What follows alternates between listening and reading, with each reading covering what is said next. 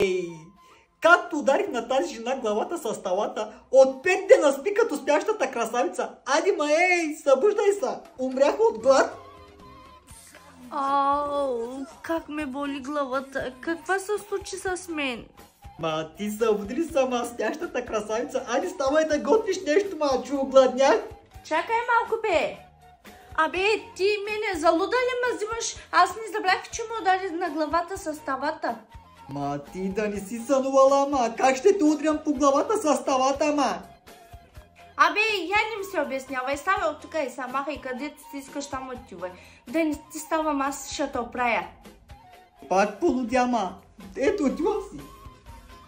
Пак ме гони от вкъщи с тавата по главата, ударих на тая жена, пак не и замина паметта. Как ще замини? Тя като колбайска маймуна тая.